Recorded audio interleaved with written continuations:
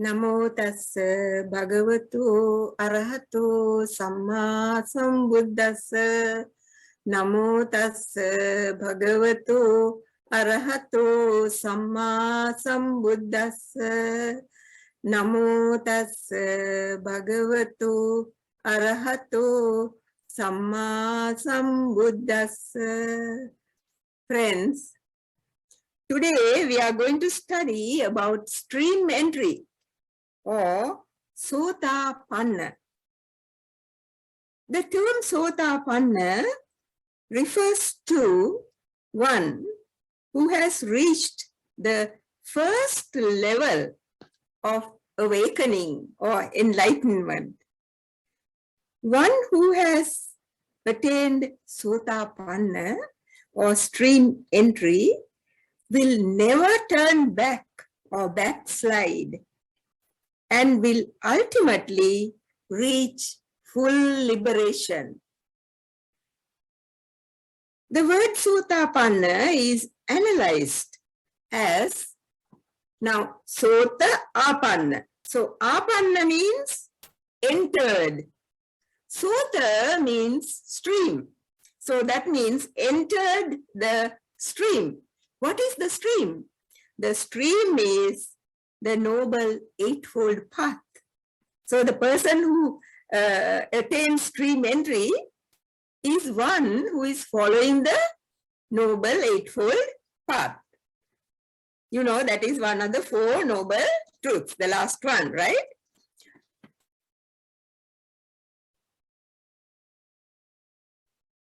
So this person who has attained Sotapanna or stream entry has right understanding. That is called Sammaditthi in Pali. And that is the first factor of the Noble Eightfold Path. Sammaditthi or right understanding. It's called right view also. There are three kinds of stream enterers. Now, the first one is, he or she is called Sattakattu. That is in Pali, right? In Pali, that person is called Sattakattu. Now, the word Satta means 7, right? So, Sattakattu means within 7 births, that person will attain Nibbana or enlightenment. Sometimes that person might attain an enlightenment even before that, maybe in 2 or 3 births or maybe in 4 or 5 births. But the utmost is 7. Never will that person go beyond 7 rebirths to attain Nibbana. Then the second one is called Kolang Kola. Now, that one is one who passes from one noble family to another. Not many, doesn't go to 7 births, doesn't go to 7 rebirths, but maybe 2 or 3 rebirths, and that also in good families, happily enjoying life, right? But at the same time, with a great effort, trying to attain Nibbana. So the third one is called Eka Biji. Eka means one. Biji means germinate. So that means germinating once. That means only once will that person come into this world before attaining enlightenment. Now this part or this section I have got from the, now you find this in the Visuddhimagga and also it is in the Abhidhamma. The stream enterer is said to have obtained the Dhamma eye. Dhamma eye. Dhamma chakku. Chakku means eye. So that person has got the Dhamma chakku, Dhamma eye, because that person has the knowledge of the Dhamma.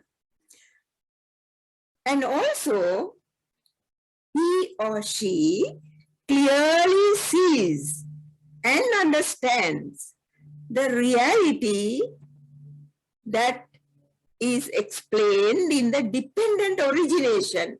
You know, it's called Paticca Samuppada, the dependent origination. And that dependent origination actually gives the way how we have come into this world and how we can get out of this world, right? So that also this person will come to know when he or she attains stream entry. Then also the physical and mental phenomena that the person will come across will be understood well, both directly and experientially. That is, directly. When that person sees something, that person will understand this is this, right? Because the person will know the reality. Actually, we don't see the reality now. We see only what is in our mind, right? That is why perception is very important. When we see something, we bring into it all kinds of things that are in our minds.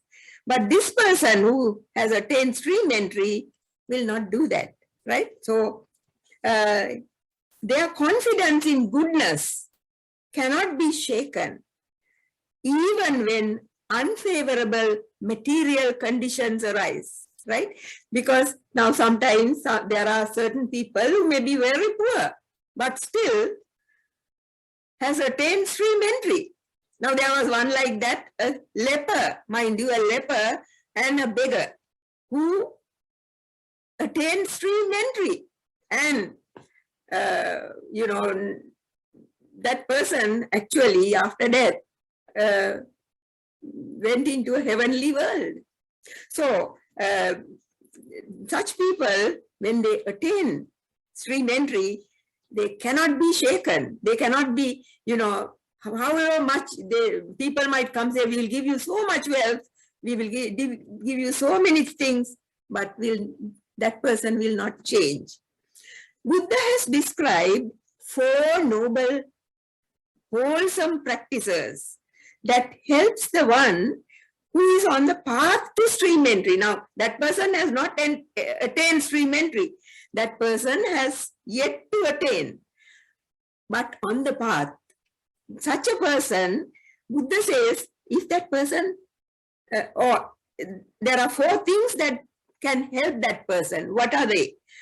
One is associating with people of integrity. Now that in Pali means Kalyana Mitta, noble friends, right? Then the second one is hearing the true Dhamma. That is, sometimes, you know, when different people might interpret the Dhamma in different ways. But if you hear the true Dhamma, it's easier to attain Sotapanna or stream entry. Now that is called in Pali Saddhamma Savana. Saddhamma Savana. Then the third one is appropriate or wise attention. Now this is very important. To have wise attention. I'm sure you know the word in Pali, Yoniso Manasikara. That is the meaning of, or that is the Pali word for wise attention. Then the fourth one is practice according to the Dhamma. Now, there are certain people who know the Dhamma but still don't practice it. Now, in this case, the person who is on the path to stream entry must practice the Dhamma. Okay, now that is called Dhammanudhamma Patipada. Once when Venerable Ananda, you know, the Venerable Ananda was the Buddha's chief attendant, right? So, one day when he came to the Buddha, he came and said that he thought an admirable friendship is half of one's holy life. Now that is what he felt. The Buddha corrected him by saying that an admirable friendship is really the whole of one's holy life. Why is that? Because it will help to practice and develop the Noble Eightfold Path. Now, a noble friend will also be a person who will be practicing the Dhamma, right? So therefore, such a person will help the friend also to, go on the path. Then, the Buddha also said, such a spiritual friend or mentor, that is a teacher, should have qualities like this: integrity, right? That is the first one, integrity. Concern for yourself as well as for the others. Then the knowledge, that is the Dhamma, knowing the Dhamma, reading the Dhamma, listening to the Dhamma, right? Energy, that is putting forth effort. Now, energy is one of the things in the Noble Eightfold Path, right? So, energy. Then mindfulness, another factor of the Noble Eightfold Path. Mindfulness and wisdom. So, such a person who is a Kalyana Mitta actually, and an admirable friend, should have integrity, concern, knowledge, energy, mindfulness, and wisdom. The Buddha is the most noble friend that we have. And then the Aryan disciples of the Buddha, like those who had attained Nibbana at that time, right? Even today we think of them, Sariputta, Moggallana, Mahakassapa, Mahapajapati, Yasodhara, all those people who attain Nibbana. We read their life stories. What do we get from that? We get inspiration to, follow the Dhamma. So, when there is spiritual friendship, one gets the opportunity to listen to genuine teachings of the Buddha, which will guide one in his or her spiritual journey. Without knowing the Dhamma, however much we may, be good and, we do things, we help other people, all those things, but still we must know the Dhamma, right? So that is important. When one hears the true Dhamma, it may be what that one has not heard before, right? When sometimes people may be very, very knowledgeable, but still may not have heard certain things, and you hear for the first time. Or one may be able to clarify what one has heard before, right? Or if one has doubts about certain sections of the Dhamma. Now, even when we read or listen to something, we get doubts, is this true? Is this the Buddha Vachana? Is this what Buddha has taught? So, when that comes about, one could clear them by, knowing the Dhamma. If one has wrong views, one may be able to straighten them, your wrong views. Thus, at the end of that, all that, one attains serenity of mind. Then that is the first thing, right? Then the second one is appropriate attention, right? Yoniso manasikara. So appropriate attention is also known as wise attention, because it is the right way of attention. Now, some people, have the TV or the radio or the computer on with the Dhamma. There is a Dhamma talk. and here that person is doing some other thing. So that is not wise attention. Wise attention is where you sit and listen to that, right? If you want to listen, right? Now, seeing impermanence, anicca, seeing impermanence, unsatisfactoriness, that is dukkha in Pali, and no self, that is anatta. Then impurities, the impurities in your body, all these things, anicca, dukkha, anatta, and the asubha, impurities in your body, all these you must see in your body, right? Not only in your body, but in, in life. And also we must be able to see the characteristics of impermanence. Now, what are the characteristics of impermanence? That is rising and vanishing. I will be explaining more in detail, right? So with insight, you will see the beginning, the middle, and end of an object. Now here I like to tell you, now look at the breath. The breath starts here at the nose, right? It goes in. Now that is the start. Then it goes to the middle, the lungs. Then it goes to the end, that is the abdomen or the belly. Then it comes up, right? So it has the beginning, the middle, and the end. It is so in everything, not only in the breath, right? So clearly seeing each object instantly arise and immediately disappear, you will understand impermanence.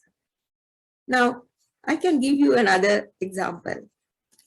Now see, I have my hand, now here, my hand. Now I'm going to raise it. Now see, I raised my hand. Now look at my hand again. Now I'm raising it slowly. Can you see? Now when I raise it slowly, you can see that there is not one motion or one movement, but many, many movements just to get it from here to here. Do you see that? So that is rising and vanishing. Every time that, now see, this has come there. Now, when I put it down, vanished. You see? So if you can look at things in that way, with everything that you do and everything that you see, you will see the rising as well as the vanishing. So that is how you can understand impermanence.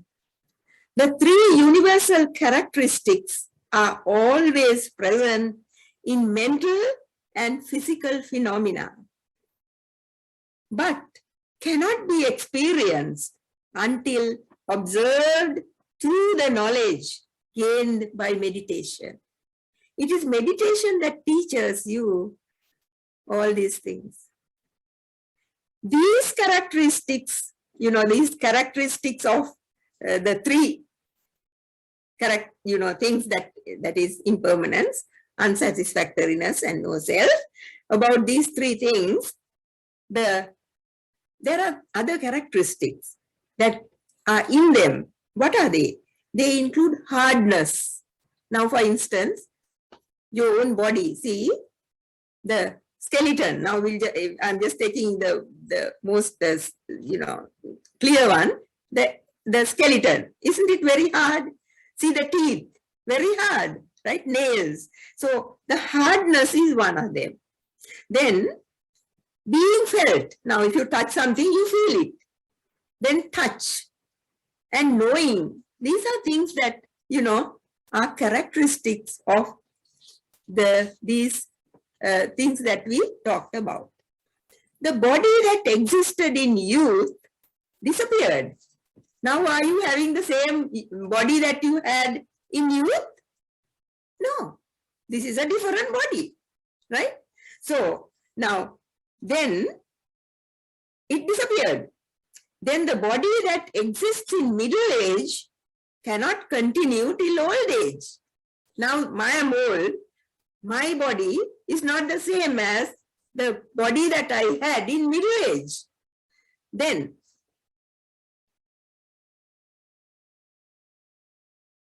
the body that exists in old age cannot continue into one's next life. Can it? We just keep it here and go, don't we?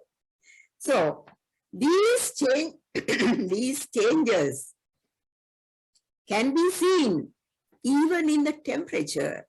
If you look closely, you will see even in the temperature, all these changes are there. When it's summer, the body gets worn out and fatigued. When it's spring, the body appears bright, soft, and smooth. The physical data of the hot season disappear at its end. And the cold too do not continue into the other season. Now these days it's cold, right? So you can see that. The moment that physical actions like bending, stretching, sitting, standing, etc. occur, when the moment they occur, they immediately disappear. Now see, I'm talking. Every time my mouth opens, a word comes out. It disappears. Right? So,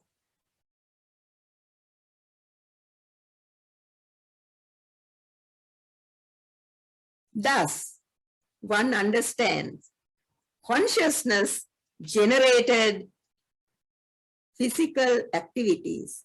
Now, I cannot talk to you without using my consciousness. So every time we do something, we use our consciousness. So that is why we say consciousness generated, right? Actions. All of them pass away as soon as they appear.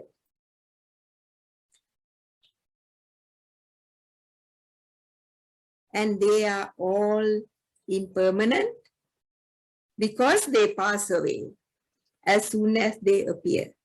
And they are unsatisfactory because they pass away. You can't keep them. And not self. Why is that? Because you have no control over them. Right? So you have to look at these things, not now while you are listening, but in life itself. Right? So the mind too is moving and changing all the time. The mind is not in one place. It is changing and moving all the time. So that you realize that there is no core.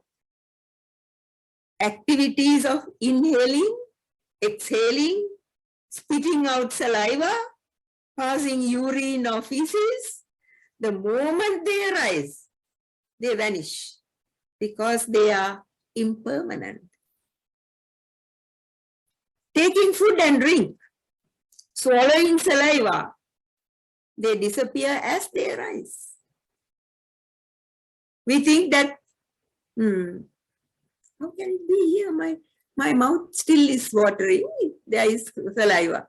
But the saliva that came earlier has gone in. You see?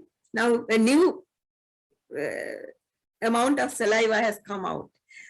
It's always like that. Even in perspiration, it's the same. Even in tears, it's the same. The tears come out, then a new tear comes out. All physical phenomena associated with good health do not become associated with poor health. Now, the good health that we have at the moment will soon disappear when or if we get poor health. If there is some, if we contact some disease or something, that good health will disappear. When stretching one's limbs, if we look closely, we'll see how the movements do not go from one to the next, right? But each movement vanishes then and there, and a new one comes.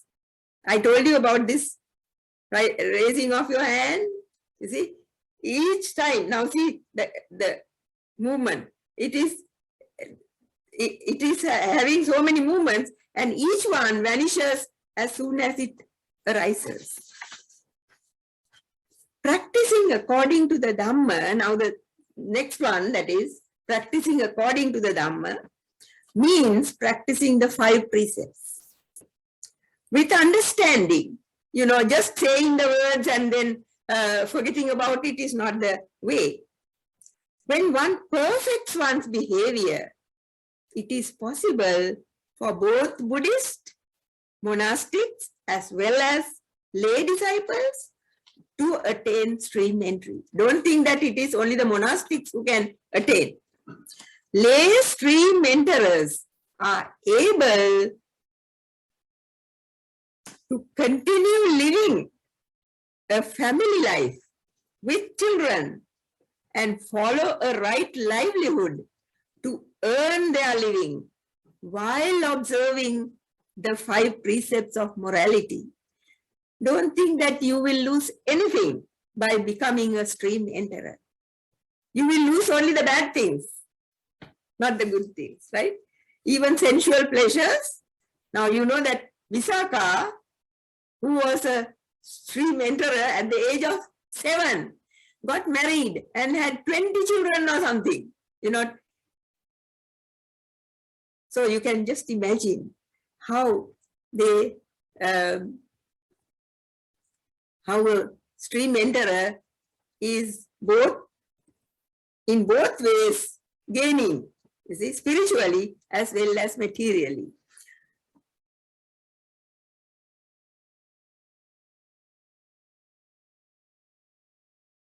Now, there is a verse in the Dhammapada. You might have come across the Dhammapada.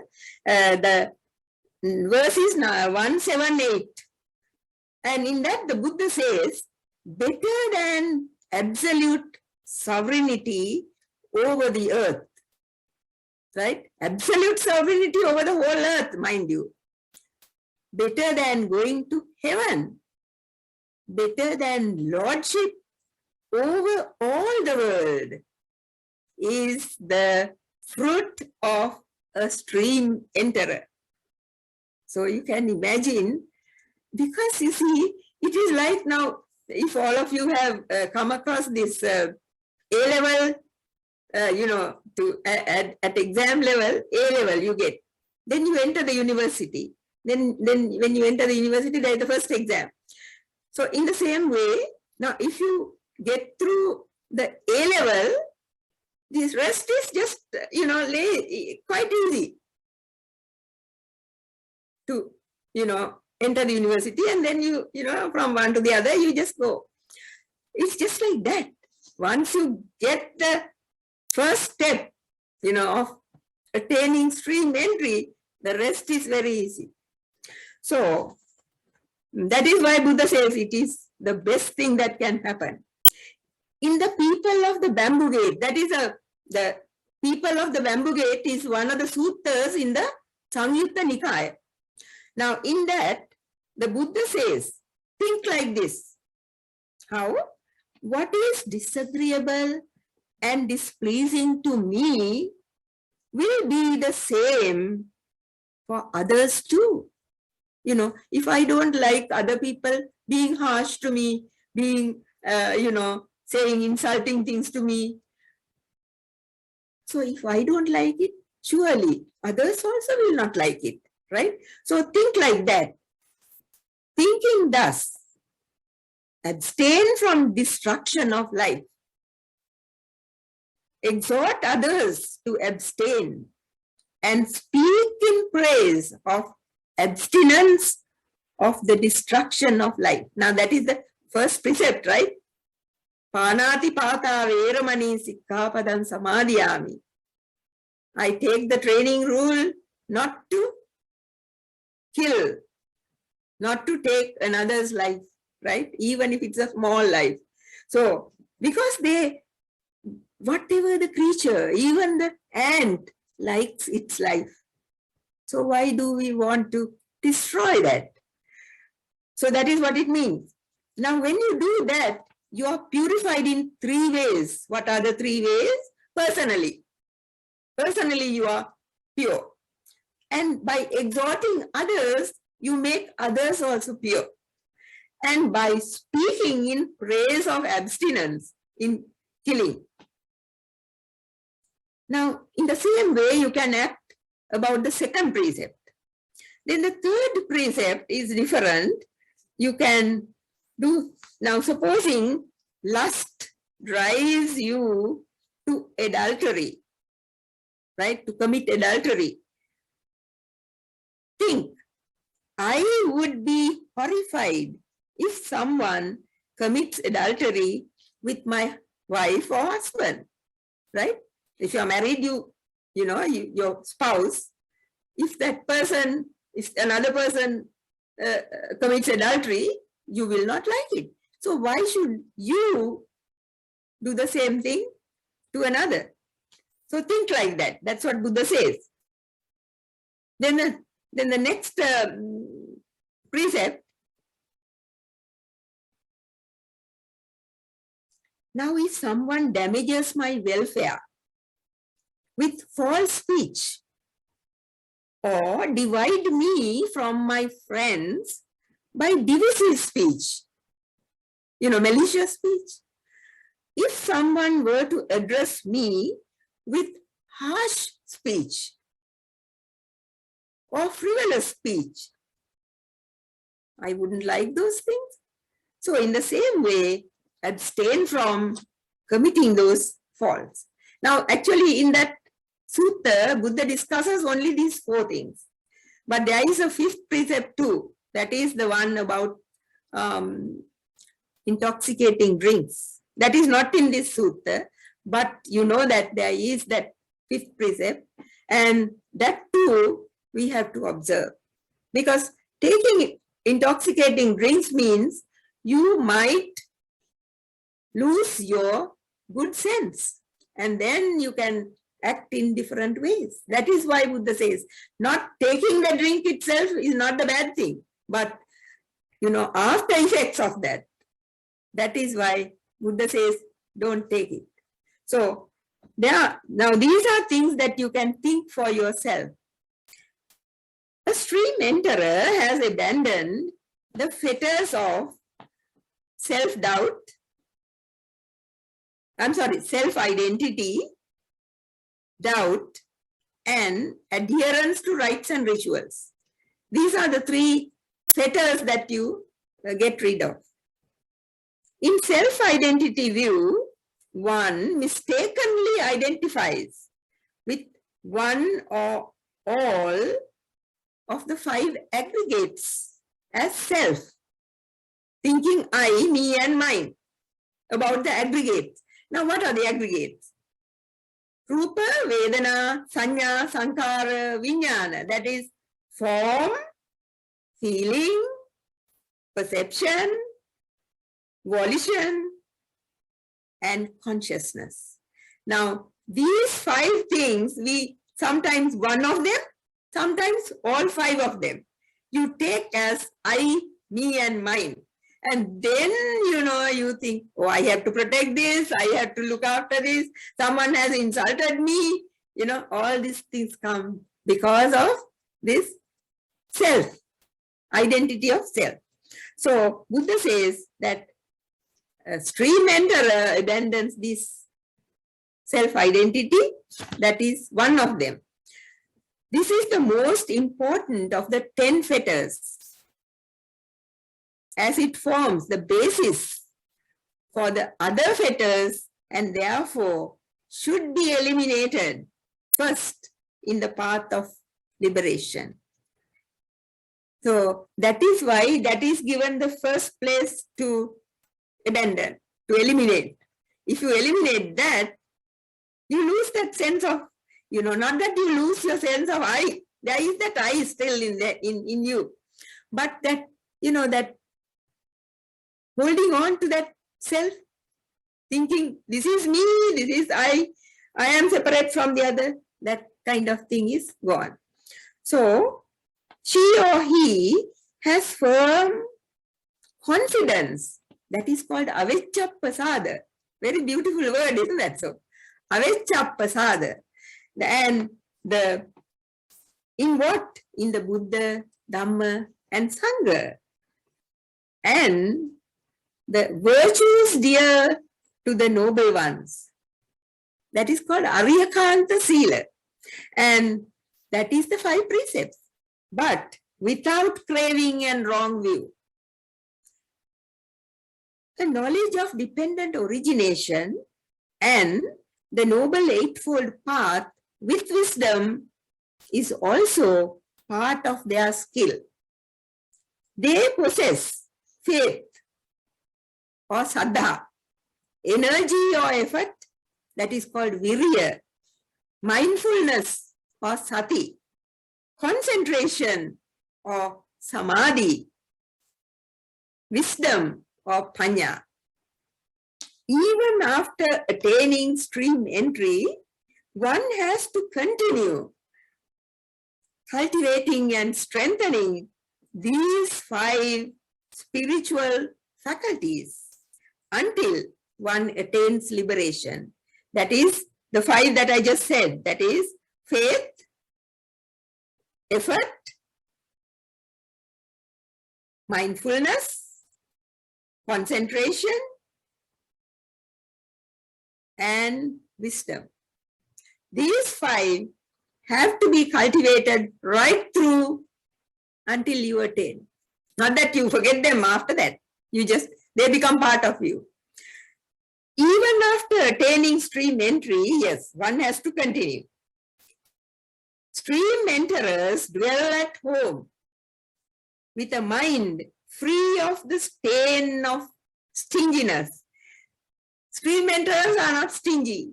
They are very generous, right? Freely generous, delighting in giving and sharing.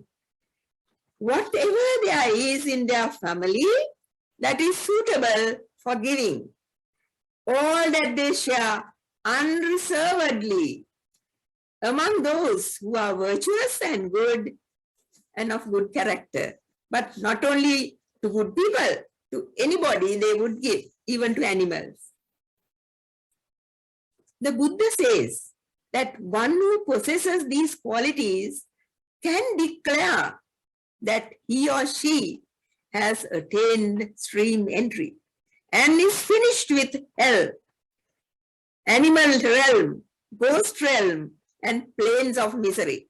If you know you have all those characteristics, then you can say, yeah, I will not go into any woeful state after this. And I will finally get enlightenment. That will be my destination.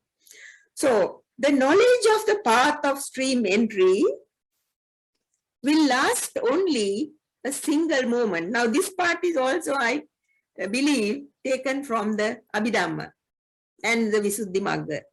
So the path of stream entry will last only a single moment. It doesn't go on, like anything else, right? So that is the moment of consciousness, just one moment, and is immediately followed by 2 or 3 moments of the knowledge of fruition. Knowledge of fruition means how you attain that, how you attain this stream entry. That is called Sotapanna Jnana. Sotapanna Pala Jnana. Sotapanna Pala Jnana. Then another knowledge known as the knowledge of reviving. Now, means again.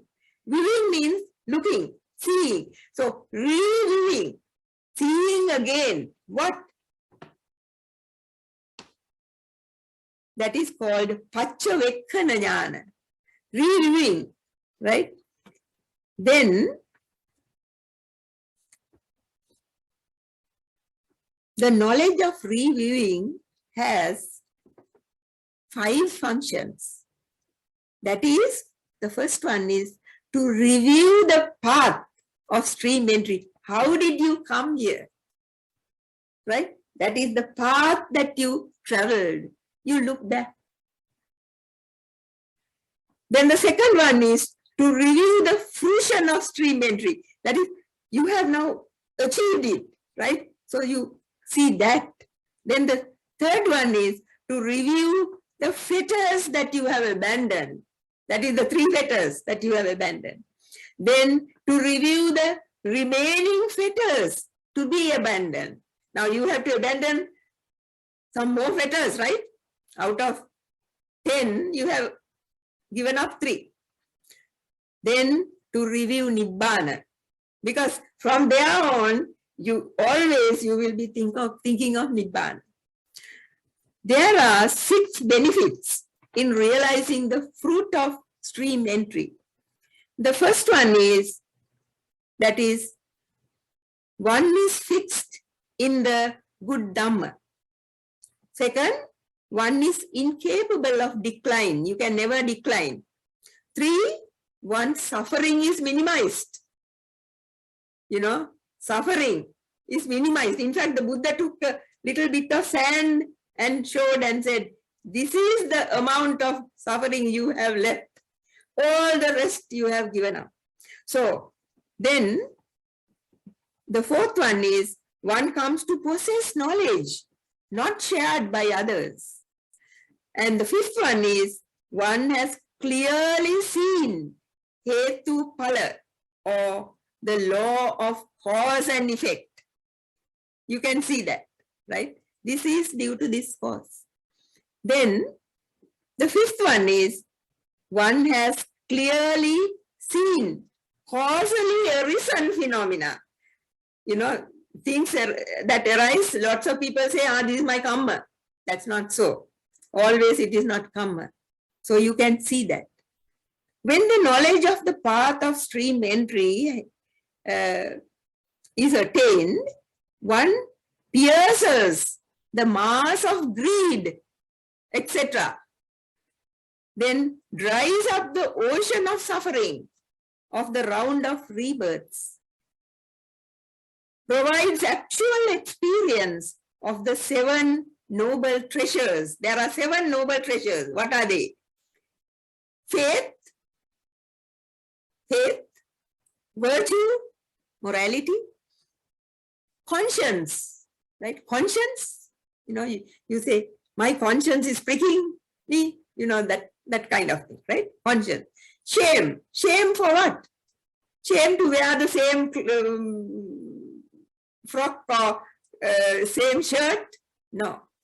Shame to do wrong, right? Then learning. And 6, generosity. Now see, generosity is stressed all the time. Then understanding. You understand not only your suffering or your whatever feeling, you understand the others too. Then diminish all enmity and fear. Right view becomes evident, abandoning wrong view. The mind becomes unified and serene, not distracted, so that it is seen as a power, bala. By understanding the true nature of things, both mental and physical, one understands that there is no I or person, and the self does not arise by itself without causes. Causes have brought us here. Even if one has not attained stream entry, if one has this kind of strong, firm, unshakable faith, one is known as a lesser stream enterer.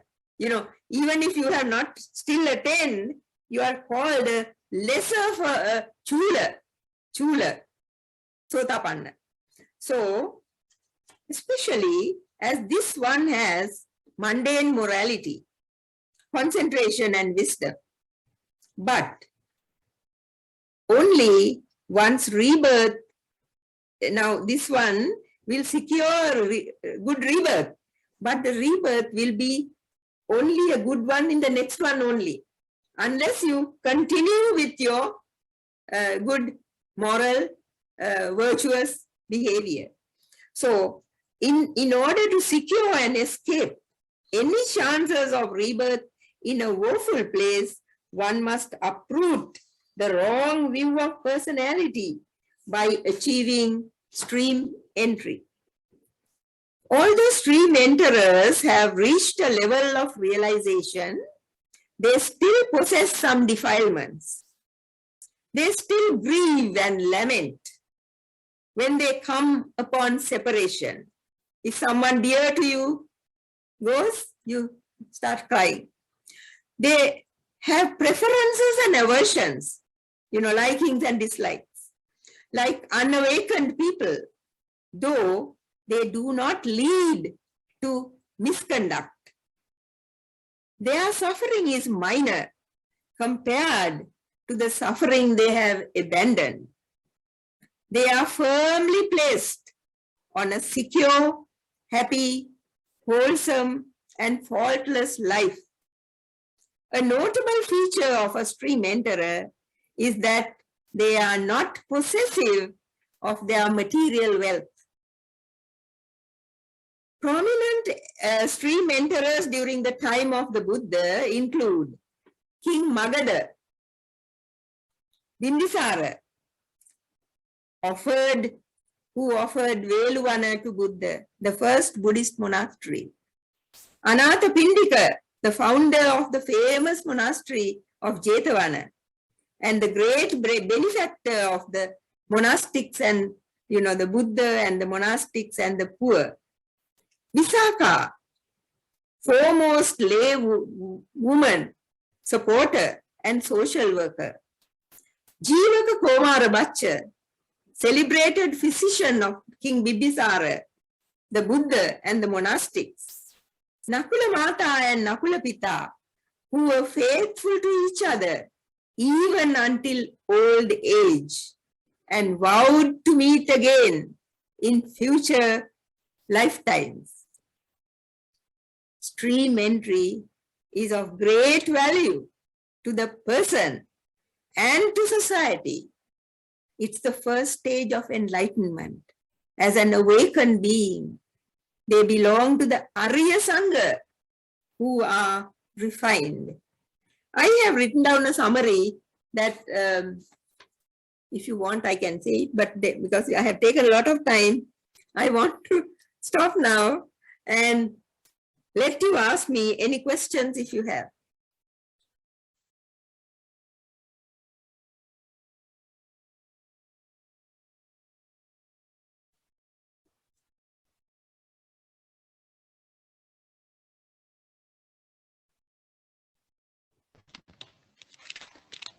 Bhikshuneen Mahansa, can you hear me? Yes, yes. Yeah, can you hear me? Yes. Can you explain little more about Aryakanta Sila? Aryakanta Sila is really the 5 precepts. But of course, with, as I said earlier, it is with wisdom and understanding. Let me see. There it is. Okay. So this so it is 5 precepts. We observing 5 precepts. 5 precepts. 5 precepts. Yeah. It is called the virtue or dear to the noble ones. Because you see, noble people will always have those 5 precepts. They will follow the 5 precepts. But the ordinary worldling may follow 1 or 2, but maybe not following all the precepts. So that is why it is called Aryakanta. Arya means the noble ones. Aryakanta means what do you call, what is the word? Let me see. Dear Kanta, dear to the noble ones. So Aryakanta Sila, morality. So that is why it is called like that. And it has it has no craving, you know.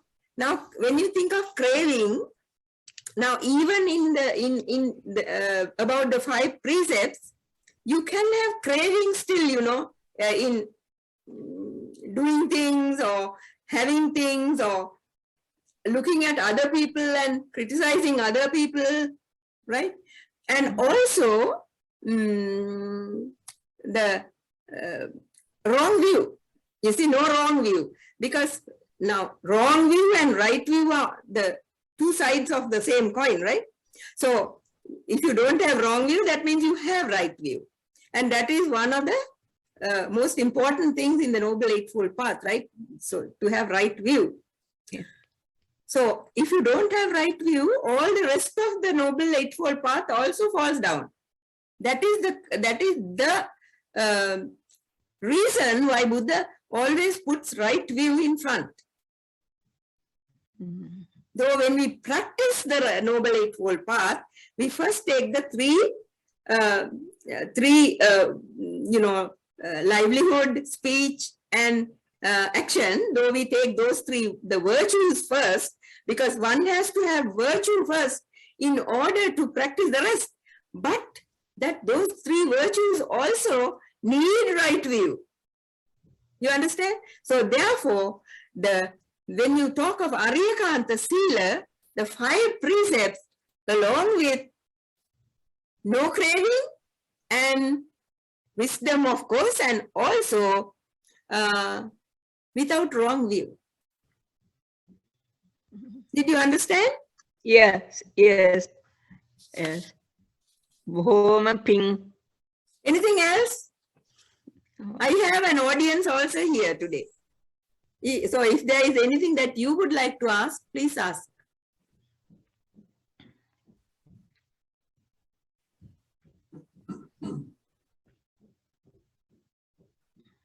Right? No more questions?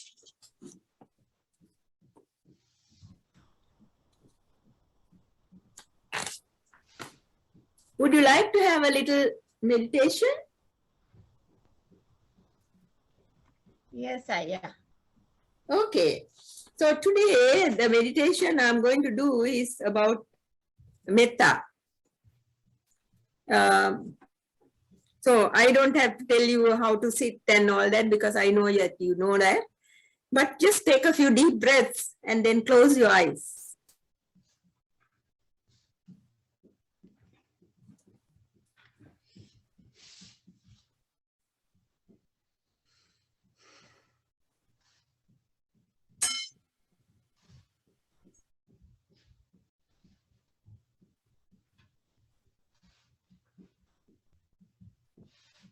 May those with no feet receive my love. May those with no feet receive my love. No feet means like fish or serpents. No feet. Receive my love.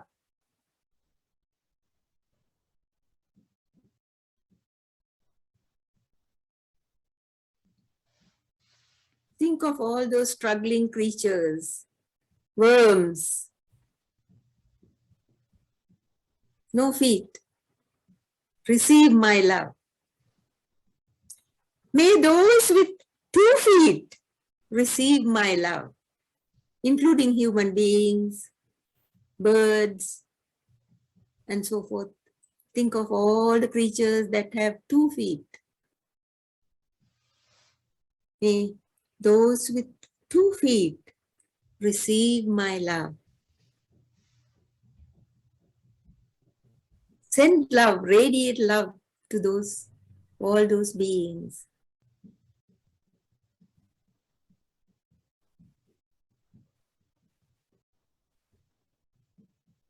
May those with 4 feet receive my love, like cats and dogs and horses, elephants, most of them, the animal kingdom.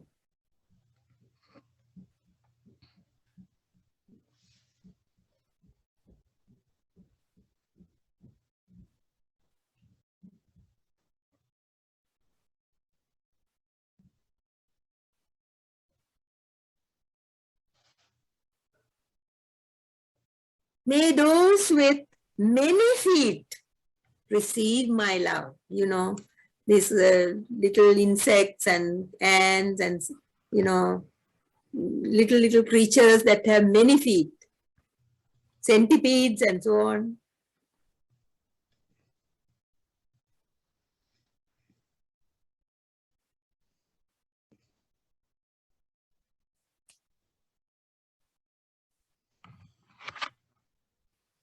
May those with no feet not hurt me.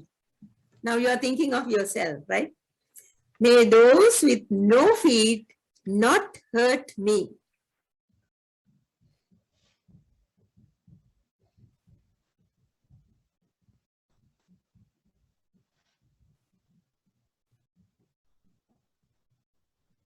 May those with 2 feet not hurt me.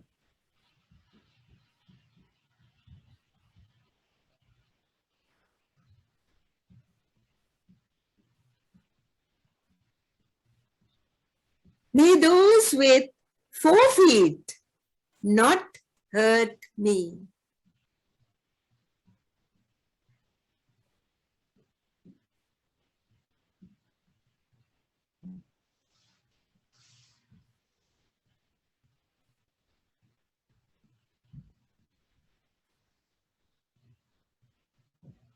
May those with many feet not hurt me.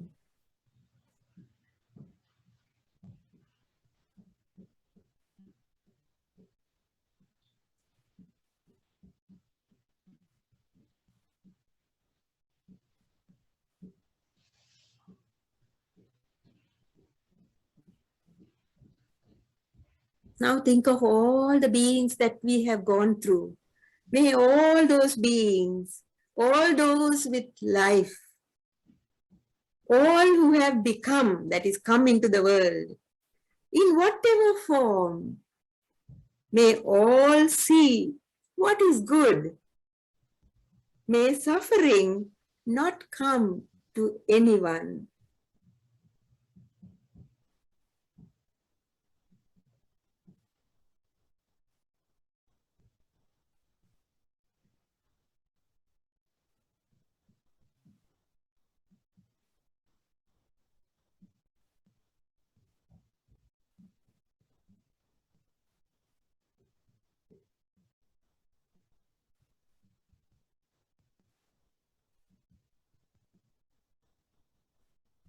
May the suffering be free from suffering.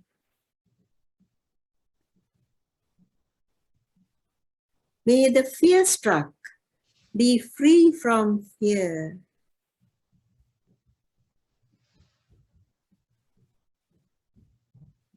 May the grieving be free from grief. So too may all beings be.